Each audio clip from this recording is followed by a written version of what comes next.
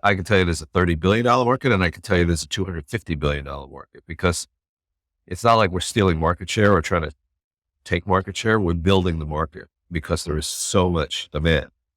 So if you look at the market, you look at the brand that's been around 13 years, you look at the platform, you look at where mental health is relative to where it used to be, which is not very far.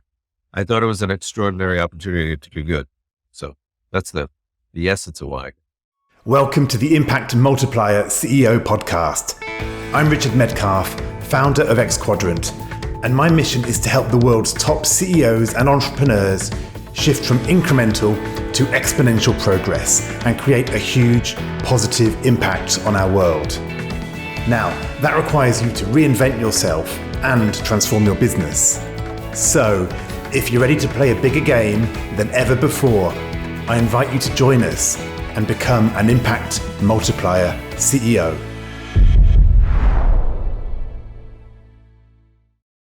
In this conversation, I speak with Jon Cohen, who is the Chief Executive of Talkspace. Talkspace is a digital platform expanding access to therapy for millions of Americans. And it's brought to market innovative, on-demand tools and resources for people to take control of their mental health. He's also the author of the book called Swab, Leadership in the Race to Provide COVID Testing to America. And what I've enjoyed about this conversation is that we get deep into many aspects of the relationship between mental health and business impact. He gives us a real tour de force on what chief executives need to know about mental health and how he, as a leader, drives his own organization to achieve great, impactful goals. Some of the key strategies he's learned over his lifetime of leadership in the medical and mental health areas. What I really loved is his idea of the anti-permission culture. So watch out for that. And enjoy this conversation. It's a fascinating conversation around mental health, business, and a lot more.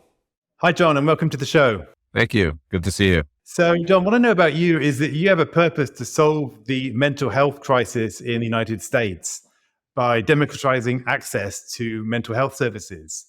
So my first question for you is this Talkspace, it's your company, is that its purpose? Or is it your personal purpose? Or is it both? So I would say it's both. It's not my company. The Talkspace is publicly traded on the NASDAQ. It was brought out about 2 years ago now as a publicly traded company. I arrived about 10 months ago, and not knowing much about mental.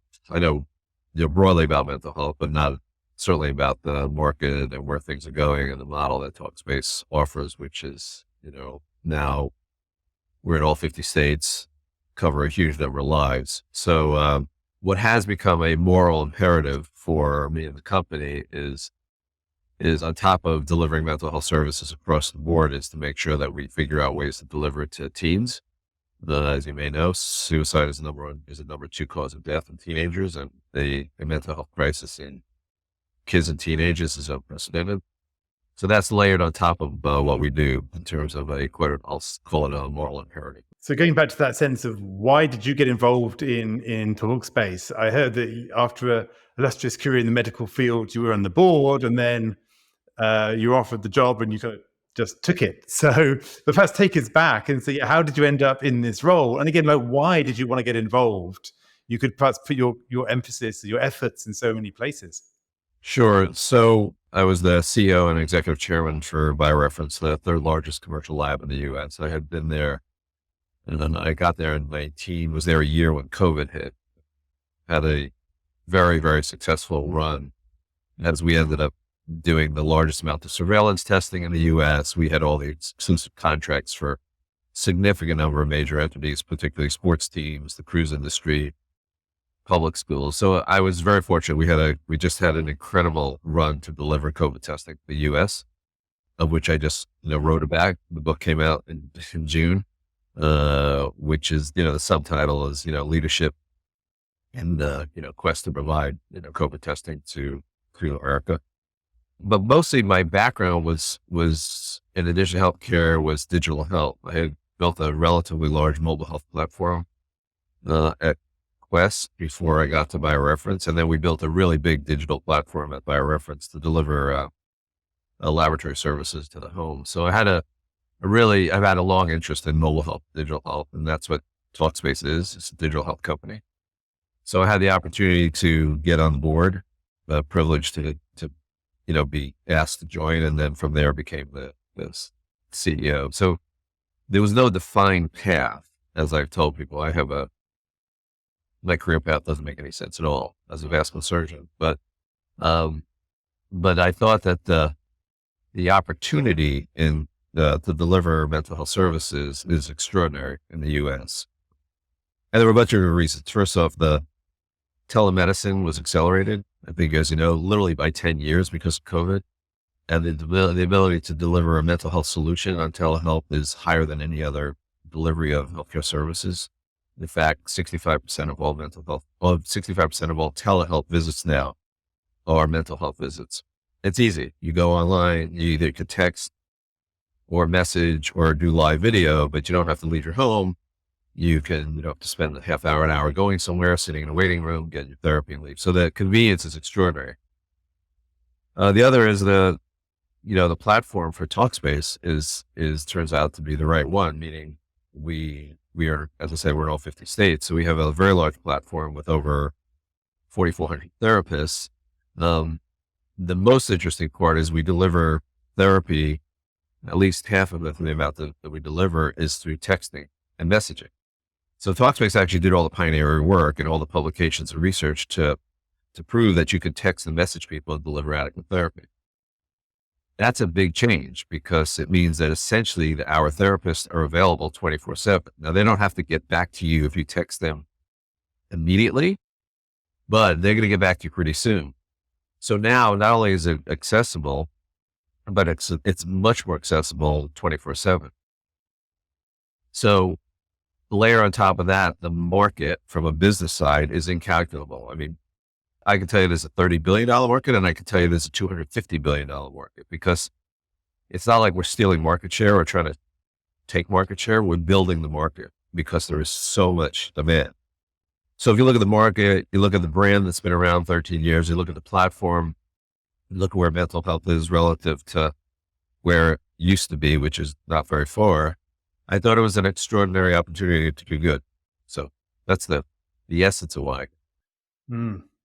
Yeah. Thank you. Thank you for sharing that. So you kind of got attracted by that pioneering edge and the fact that the demand was just so great is what I'm really hearing. The other is probably our biggest differentiator in the market is we are now the largest telehealth mental health company. That's what we call an in-network provider. Meaning if you get therapy through Talkspace, we have 112 million lives that are covered by the payers. So now what we do is we determine your eligibility. And if your insurance covers us, you don't have to pay or you pay $20 out of pocket.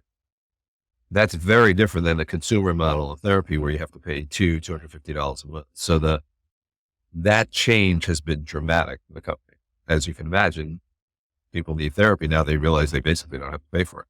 Yeah. Okay. So changing, so there's the business model. I mean, there's multiple things. There's the delivery model, but there's also the business model that goes behind that. Right. There's nothing like accessibility and affordability to get people to use healthcare. And that's what we provide. So obviously this is a podcast for CEOs and I'm kind of wondering, doesn't the CEO need to bother with this stuff, right? Is this like a public health issue that is going on and is all very good? What would you say to CEOs about this? What do they need to know about mental health? So there are, I call them different verticals. So if you just look at employers, both large and small, no matter who you talk to, if you go on right now and ask either Google or ChatGPT or something and say, what is the number one issue in 2023 facing HR executives for employers? The answer will be mental health support. The impact on mental health on employees is extraordinary, both in terms of decreasing absenteeism, increasing performance, increasing job satisfaction, decreasing cost overall to the bigger picture of healthcare benefits. The data is very clear. It's been clear for years. So any company essentially is going to provide, needs to provide, and has, it's not a nice to have anymore. It's a must have mental health support to their employees.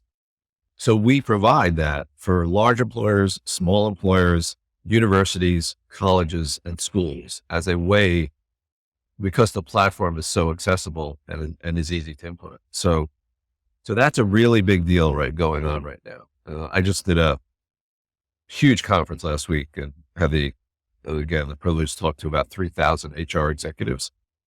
And it is the issue, it's how do they get not only provided as a benefit, but how do they get their employees engaged? How do they get them to actually utilize the service? So it's pretty, the data is just very clear on the employer side.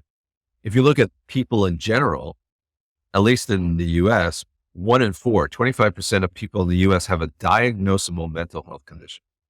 And anxiety, anxiety, depression, et cetera. We don't do hardcore psych. We don't do bipolar. We don't do schizophrenia. We do therapy. But just the amount of people that have the need for therapy is extraordinary. So that's how we look at the business. We look at the people in general who need coverage, and we look at people who are in these verticals, meaning employers, universities, colleges, students who are looking for therapy.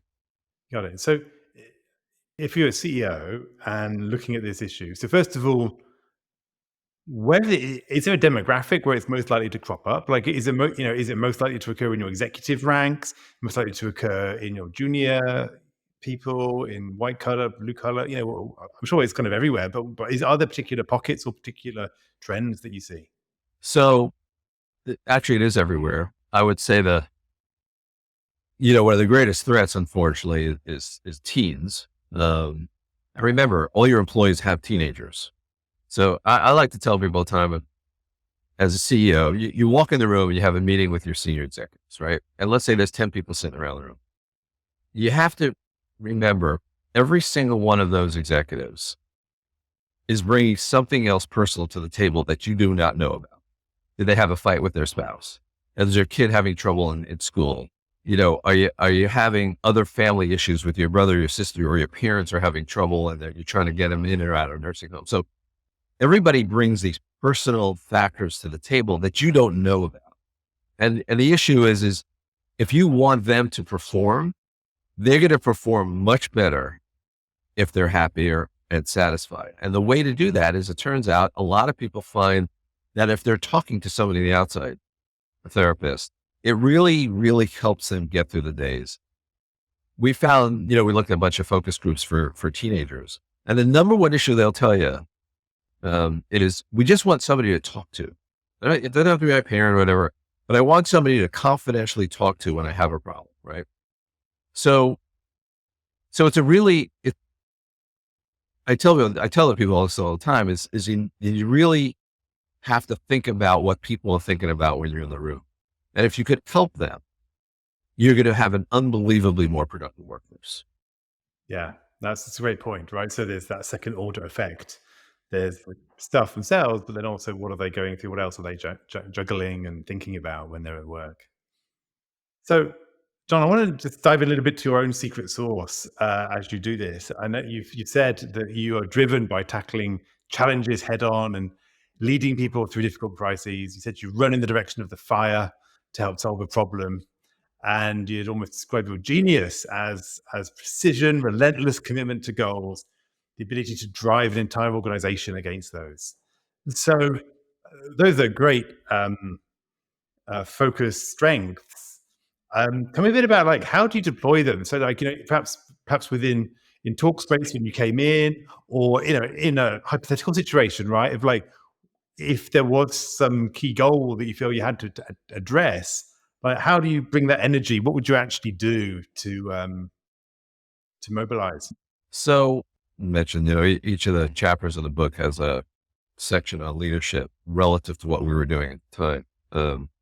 And part of that was really about crisis management, because the COVID crisis was not like any other crisis, because to me that, and I'll get back to, what I did on the leadership side, but it's important for people to understand that there's a fixed crisis. I like to say, like 9/11, it happened and then we had to deal with what happened afterwards.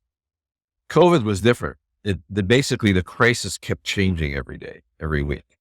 So it made it even more challenging. Like, how do you figure out when it's basically the fog of war. Like things on the ground are changing every day. It's not a one event. So that's a very different crisis management issue than you have an event and you have to deal with it. So I just want to, and that's why one of the quotes, my favorite quotes, is COVID was where intuition goes to die, because every time I thought I knew what was going to happen, something else happened, right? Every day I get asked, well, what's going to happen next?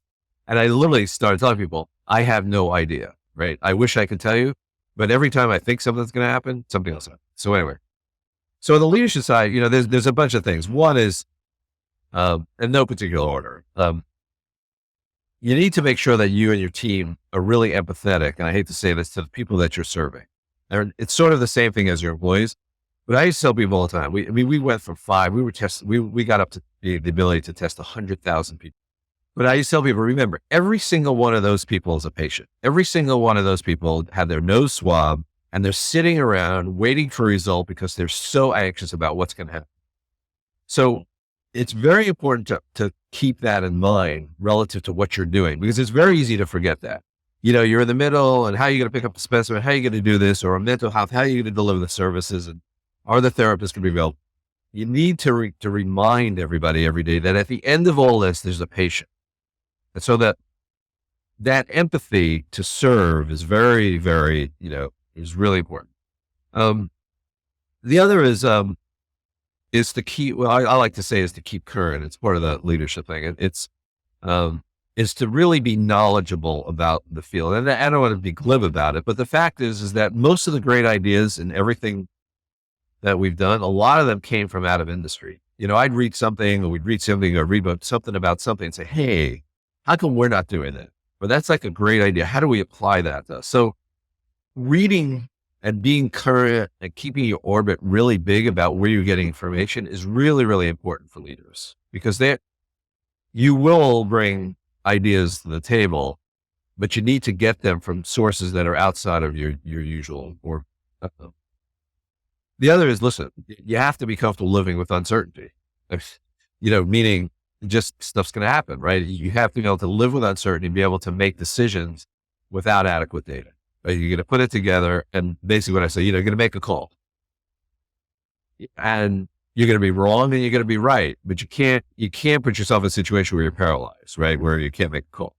And that means you need to live with uncertainty, which is, some people can and some people can't. You can probably pretty much look around your executive team and figure out who's going to be good at that and who's not. There are people who just cannot deal with making decisions without all the data. So let me ask you, actually, Jon, on that. Obviously you're a medical professional, you've had to be very data focused and many, or whatever, lots of training, right? And then you have to get into these situations where, it is very uncertain and you don't have the data. How did you learn to make those calls? So first off, as I said, I'm a surgeon by training, and surgeons are a little bit different than other medical people because they're usually good at making decisions. I tell people all the time, what you need to know about surgeons are frequently wrong, but never in doubt, right? Like, we'll always make a decision, may or may not be right. But more so, I use a metaphor. I call it the little man syndrome, of this little person that is sitting on your shoulder all day long. And what this person is doing is he's whispering your ear. And what invariably that voice is telling you is usually the right thing to do. And you have to train yourself to listen to that voice. It is very hard for people in difficult situations to do that, because you have a tendency to want to not make a decision or not really listen to all the facts because of prejudices that you bring to the table. And I'll use the surgery thing as an example. You operate on a patient and you see the patient 2 days afterwards, and patient may have a fever, not feeling well, and you sort of know that something's going on, and you don't want to take that patient back to the operating room. You don't want to intervene, but your inner voice is telling you something's amiss. And that happens a lot. We had in business, you just know what you think you should do, but there's all these factors that are coming in trying to prevent you. And And the best example of that is in a real crisis that threatens your reputation. It's very, very easy to get diverted by your finance people and your legal people who are telling you all these things you should never do because you were going to get sued or it's going to have a negative impact on the company and, we're going to go under. And that's where you need to listen to your voice because in the end what you probably should do. And I've had this a whole bunch of times in my life where you need to come out and make the right decision to protect the reputation of yourself and the company usually, despite what the financial or legal implications are going to be down the road. That's a very difficult position for a lot of CEOs when they face it, right? How do you have the courage to do that? Because that's the point of courage, right? You have to say, I hear, finance is telling me this, legal's telling me this, telling me that it's a bit risky, that there's, issues, and yet it's the right thing to do. We're going to do it. How do you kind of like steel yourself, if you like, mentally to say, I'm going to go out here on a limb? As I said, it goes to the issue of doing the right thing, right? And if you stick to doing the right thing, at least in most cases, it's worked out. But it's not. But it is. We had I talk about it. We had an episode where we had the exclusive contract for the NFL. We were testing every player and staff every day to get them through the season, which was a huge deal. And we had an episode where we tested 84 players tested positive, and we knew that something was wrong. It couldn't have happened, and we were accused of having a contamination. So what we did is we said, okay, we had a contamination. We'll accept responsibility to move on, and that was a way of protecting our reputation. Meaning, we agreed that we needed to do the right thing by the customer and what was out there, and then eventually figure it out. So there's circumstances like that where you need to do the right thing for the business and you need to do the right thing for the client.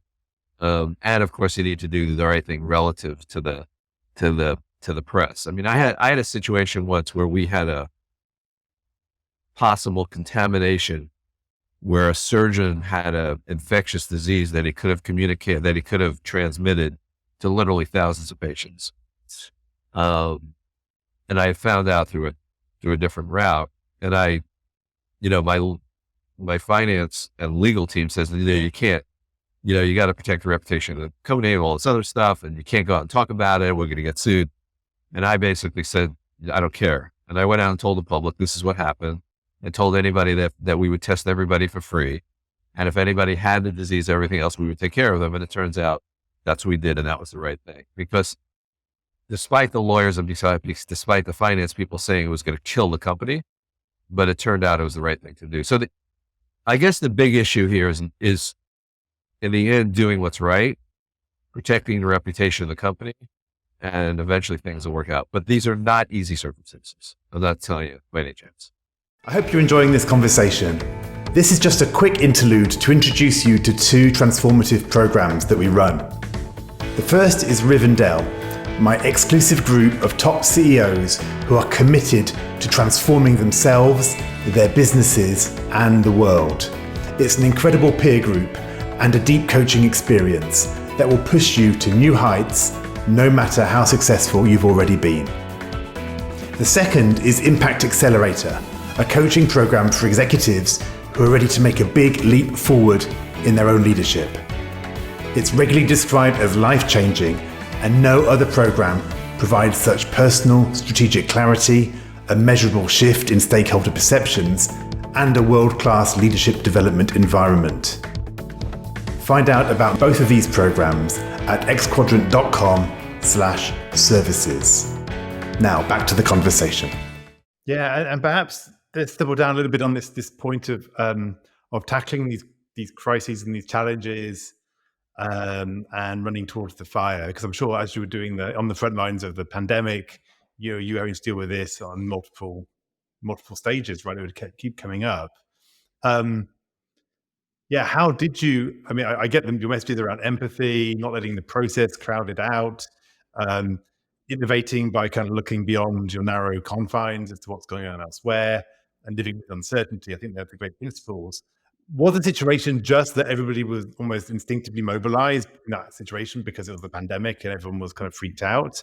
Or was there like a specific way that you kind of got people to really focus and to really, push hard at things perhaps they felt they couldn't do? So, um, there's a lot of analysis around how people respond to crises. I was very fortunate. I had an amazing team of people who really worked 24/7 and the rest of the company to deliver. And it was a COVID crisis, right? And now it's the mental health crisis. And so, people like to talk about, well, if they don't get paid enough, they're not going to be happy, or, the salary's not, whatever it is. I will tell you that is almost never the issue. If people really do their job, are happy because they're working for something they want to work for, that's 1,000 times more important than what they're getting paid. Anytime someone says they're moving a job because they want to get paid more, I always tell them good luck with that, because you're going to be pretty unhappy in a short period of time. You've got to be able to get up and go to work every day and be happy. And if you really don't like your job, you should leave. If you really like it, you need to stay. So that's in the context of you have a team of people or a group, employees that are driven by the desire to be helpful. I mean, the reason that people do, firemen run into fires and police help people when they're in trouble, and good Samaritans stop at the side of the road to help people, and people who do CPR on people they don't know. And all of this is because there is absolutely I believe, there's some innate function in humans to help other people. And there's certainly some other probably dopamine surge that occurs when you feel good about helping people. But there's no question that there is that desire. People have all these other perceptions about who they like and who they don't like, and prejudices. But when there's a crisis, all of that goes away. It's interesting, right? It just all goes away. And I think that's really what moves teams to really, really be helpful, to really drive to do the right thing more than anything else is a common goal, a common goal that they could see that they're actually making a difference. Yeah, I think you're so right. So often we focus on the externals, and it's always purpose that motivates people deep down. Absolutely. I mean, it's the other, which I don't want to forget, is to be effective. You also have to do what I like to call is walk the walk, right? You can't just talk the talk, meaning you really need to understand what's going on the ground to be effective with your leadership group or whoever you're dealing with. So you can't be an armchair surgeon. You can't be, the leader that doesn't really understand. So the reason I talk about that is I frequently will go out in the field and understand what's going on so that I can be part of the conversation. That's a really important issue, because you'll know right away when you're in the room with people who understand what's going on, who don't, because they just haven't been out there to understand. We had a circumstance where we were going to be the first, we were going to relaunch the cruise industry for COVID testing. And it was a really complicated set of events to get people tested on cruise ships. I won't get into all the data between the employers and the employees and how often and whether they, needed to be restricted or not, and how often you test them and all this stuff. So, but I've never been on a cruise ship. So I'm not a big cruise guy. So, I got on a plane, I went down and I walked through the entire process, soup to nuts, how they were going to get there, how they were going to do this, how they were going to board the ship, where they were going to get tested, how we were going to have the results. And that was enormously helpful to me to understand all of the complexity of it. They could have tried to explain it to me, but walking the walk is really important when you're in a situation to understand what your people are talking about. Got it. Yeah. So walk through and to get that kind of situational awareness, I guess, of what we're really talking about, right? It's easy to make business decisions from a kind of an elevated perspective. Yeah. There's nothing worse than trying to be an armchair surgeon. Just, you could put 5 surgeons in the room and they'll know immediately the person who's never not been in the OR can deal with that problem, right? No credibility. Exactly. Okay. So Jon, let's shift gears a little bit. One of my favorite questions to ask people is how do you want to multiply the impact of your business, right, of Talkspace over the next coming years? What would be an extraordinary outcome for you guys? Yeah, I think the answer to that is to get as many people as possible onto the platform, which will be the big multiplier.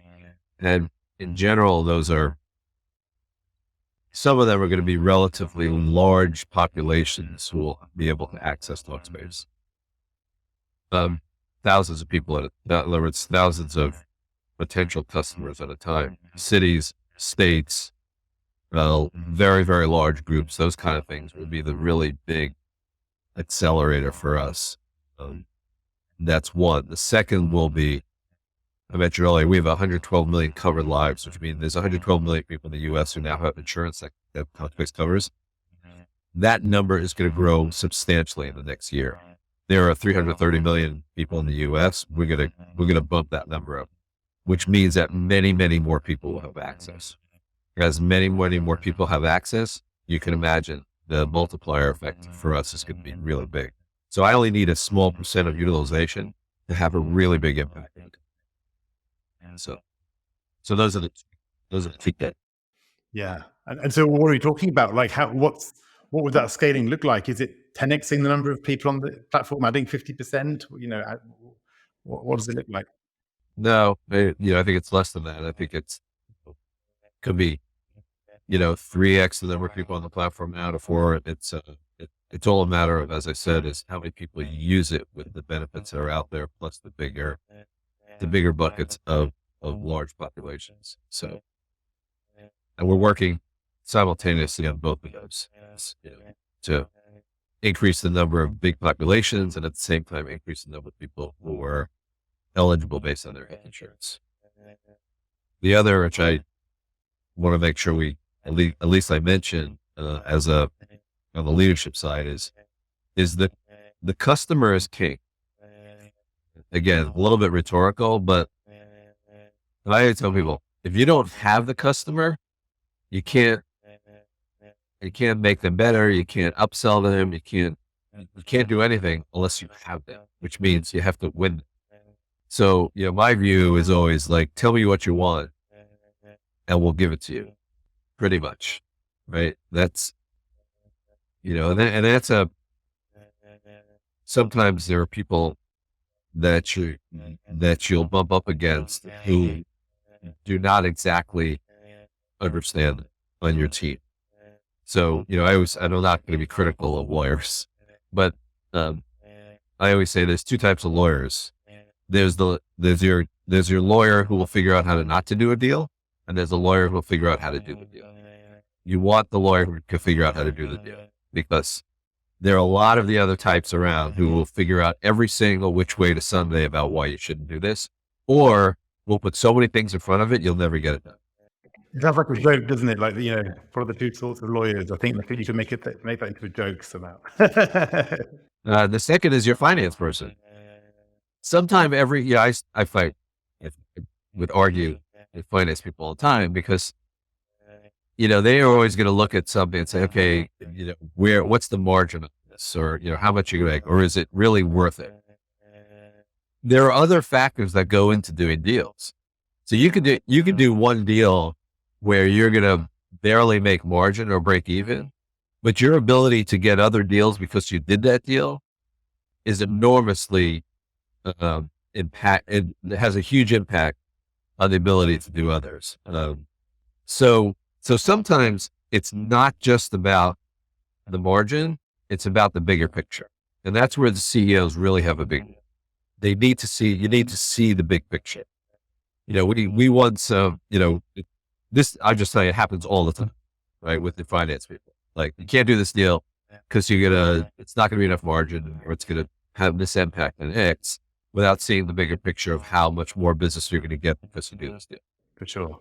And so, Jon, my related question is, how do you need to shift yourself to multiply your impact? Because as CEO, you always, we're always a cap, all right, a lid on our own business in some ways, right? But if we change, our business can change. So I'm wondering, what your next evolution might be on your long and steep journey as you help the company scale. So, which gets back again to the thing that people do talk about, um, you absolutely have to have talented people around you, right? And so literally the first thing I told the team when I arrived at Talkspace, first time we're in the room together, I told them that you're all here for a reason. You're all incredibly talented as far as I can tell. But here's the important thing is you need to develop what I call an anti-permission culture. There are a lot of people who are waiting around, waiting for somebody to say, okay. You cannot have a bunch of senior executives who are waiting around for you to see, or someone to say it's okay. What they need to understand is they're there. They need to do their job. You're going to back them up. They may make mistakes, which is fine, but they can't not move forward without asking your permission. And I was in that circumstance at one point where everything I did, the CEO reported to wanted to approve it. And, then you're paralyzed, right? Because so you can't exist in a permission culture. It has to be an anti-permission culture. And you have to act that way so that people who are reporting to you understand that you're real about that, which means you have to trust that they're going to do it. And they're going to make wrong decisions. It's just going to happen, but it's not like they're going to make a wrong decision and you're going to berate them or take them over the coals. You're going to say, listen, it happened. It's fine. Let's move on. I understand why you made the decision. So they need to understand that you're supportive of them. That's a really big deal in terms of leveraging your ability as a leader. Because if you think you're going to otherwise you're, like you said, your capacity strength, right? You just can't. And that was the first discussion I had with my team. And I will tell you, it's hard for some people. There are some people who really have trouble making decisions without getting approval. Now, maybe it's a childhood thing, whatever, but you got to get away from, you can't have those people in the organization. You need people who can decide. And so, Jon, if you bring that back to you, like what's your stretch in that? What's going to be a bit edgy for you? Or where do you feel you might be able to shift how you do things to create a new level of results for yourself?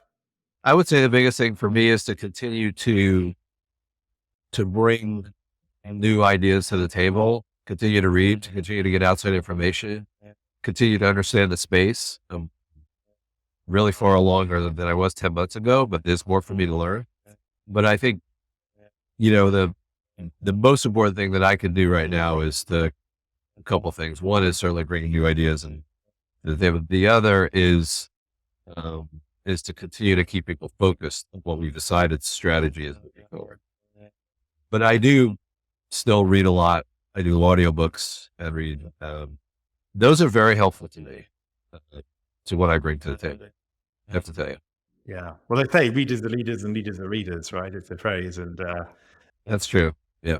And I think you're right. There's a lot of wisdom in that and stretching and bringing innovation, right? What a great thing. Yeah. I'd like to see your stretch as how am I bringing my creativity, right, to my fore? I'm innovation. And I find a lot of leaders, they get bogged down in the operational stuff. And I ran a session yesterday with a whole bunch of CEOs, and one of the things we've discussed, I said to them, like, you've got to optimize for creativity and not for productivity. Most CEOs are still optimizing for productivity, but there's so many hours in the day, and they've got so many big organizations that's not really going to move the needle. It's only when they're creative that they're going to. Yeah. So I'll give you a great example. I mean, honestly, I would tell you 6 months ago, the favorite topic of course for everybody is AI, right? And I would tell you 5-6 months ago, I really had zero knowledge about AI, right? I mean, and then, ChatGPT and these other things came on. It was interesting. I wasn't sure. And then, I made the decision, all right, this is something I probably need to know about. Right? So I dug pretty deep, figured it out, looked around what's going on, read, listened to, and did a whole bunch of stuff. And basically forced the team to develop an AI strategy for Talkspace. And it's had a huge impact. Now, I could blame the team and say, like, why did you guys not do it? But my view is, they're busy, they're doing their thing, and that's my job. So we've now, developed a whole AI strategy. We launched a bunch of initiatives now. And that's how one of the things, how I think I contribute is that's right. I can't be in the room on operational issues every day to make the business perform better. That's not the best use of my time by any stretch. Right. Yeah, absolutely. Again, it's one of the reasons I created my CEO program, Rivendell, because I realized that when you've got these very, very high level leaders, what they crave actually is to get into rooms where they're not the smartest person in the room, where they're faced with very divergent thinking from eclectic leaders who are very successful in their own right. And it's why actually I decided to create the model to actually based around a couple of retreats each year, because it's in the moments when you get away from the day-to-day, you go to some different location, you kind of seeing people you don't spend that much time with, although actually you trust them. But I find that's where innovations really can bubble up, and it's really thrilling to see. So I think, creativity. One of the best meetings that I do attend is the same thing you're talking about. There's a CEO forum that I go to, and it's cross industry, right? It's mostly, but it's truly cross industry across healthcare. And yes, I think that's probably the best meeting to go to. I hear more interesting things there and learn more there than any place. Yeah, exactly. Perfect. Well, hey, this is a great, it's been a fascinating conversation really around, leading through times of change and turbulence and crisis, and understanding the impact of mental health on individuals, their employees, their families, as well as how Talkspace is kind of building this platform and a different business model in order to kind of open up things to people that have not had access to that or not been able to afford it in the past. So thank you for this discussion. Jon, I know you've got your book out. Do you want to just remind us what that's called, where people can find it? And also just if they want to get in touch with you or Talkspace, where do they do that? Sure. So the book is called Swab, SWAB, of course. Got a big picture of somebody getting swabbed on the picture. If you go to, 80% of books are bought through Amazon. If you go to Amazon and you put Cohen and Swab in, it'll come up immediately. So that's, as I said, it came out the end of June. And we have had, fortunately, a bunch of companies buy it, bulk sales, distributed, and have asked me to talk about leadership, et cetera. So, and then if you want to find me, it's pretty easy. It's my name at Talkspace.com with a dot. So it's Jon.Cohen. So it's Jon.Cohen at Talkspace.com. And I'm really good about responding to emails. So, I'm one of those guys with my email update. So, that it's an easy way to find it. Perfect.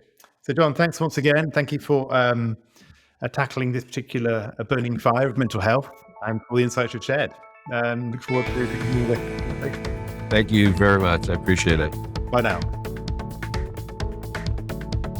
Well, that's a wrap. If you received value from this conversation, please do leave us a review on your favorite podcast platform. We'd deeply appreciate it. And if you'd like to check out the show notes from this episode, head to xquadrant.com/podcast, where you'll find all the details. Now, finally, when you're in top leadership, who supports and challenges you at a deep level to help you multiply your impact? Discover more about the different ways we can support you at xquadrant.com.